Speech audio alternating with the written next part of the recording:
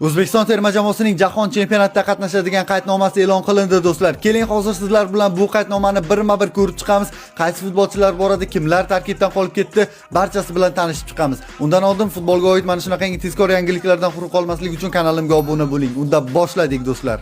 Demak, darvozabonlarimiz O'tkir Yusupov, Navbahor, katta o'yinlar va qiyin palla qahramoni, emotsional yetakchi, Botir Ali Ergashev, neftchi, barqarorlik va sovuqqonlik, Abduvohid Ne'matov, Nasaf, reaksiya ustasi, darvozabondagi zamonaviy agressivlik, himoyachilarimiz Abduqodir Husanov, Manchester City, turnirdagi eng yorqin qahramonimiz va qimmatli himoyachimiz, bizning Yevropa klassimiz, Rustam Ashurmatov, Istiqlol, himoya generali, havodagi janglarning mutlaq qiroli, Umar Eshmurodov, Nasaf, murosasiz jangchi, raqibga nafas oldirmaydigan tank, Avazbek O'lmasaliyev, Agemka, intizom va mehnatkashlik namunasi, Jahongir O'rozov, Dinamo, tezkor va zamonaviy yangi avlod himoyachisi, Abdulla Abdullayev, Dibba Alfijayra, universal askar, Farruh Sayfiyev, neftchi, tajriba va qanotdagi cheksiz energiya, Hojakbar Alijonov, Paxtakor, hujumkor o'ng qanot va o'tkir krosslar ustasi, Sherzod Nasrullayev, Paxtakor, chap qanot dvigateli, Behruz Karimov, Surxon, katta bosimga dosh bera oladigan yangi nom. Yarim himoyachilarga o'tamiz. Otabek Shukurov, Banyas, Birlashgan Arab Amirliklari, maydon markazining yuragi va xarakteri, Odilbek Hamrobekov, traktor, o'yinning intizomi, tarkibning eng aqlli va ko'rinmas qahramoni, Akmal Mazgovoy, Paxtakor, kreativligining ajoyib ustasi, Jamshid Iskanderov, neftchi, futbol akademigi, bitta pas bilan o'yin taqdirini hal qiluvchi daho, Jasurbek Jaloliddinov, Sug'diyona, standartlar qiroli va kutilmagan zarbalar ustasi, Azizbek G'aniyev, Albateh, uzoq masofali snayper, kuchli zarba egasi, Umarali Rahmonaliyev, Sabaq, yosh tajovuzkor va intellektual tayanch o'yinchisi, Sherzod Esanov, Buxoro, zaxiradan o'yinni kuchaytira oladigan kreativ kuch. Endi esa hujumchilarga o'tamiz do'stlar. Eldor Shomurodov, Istanbul Başakşehir, kapitan, yetakchi va jamoaning bosh xalqaro ramzi, Abbosbek Fayzullayev, Istanbul Başakşehir, kreativ sehrgar, skautlar nishonidagi eng aqlli o'yinchimiz, Oson Urunov, Persepolis, kuch va dribling uyg'unligi, to'xtatib bo'lmas va rang-barang hujumlar ustasi, Jaloliddin Masharipov, Istiqlol, tajriba, xalqaro klass va chap qanotdagi bosh og'riq, Dostonbek Hamdamov, Paxtakor,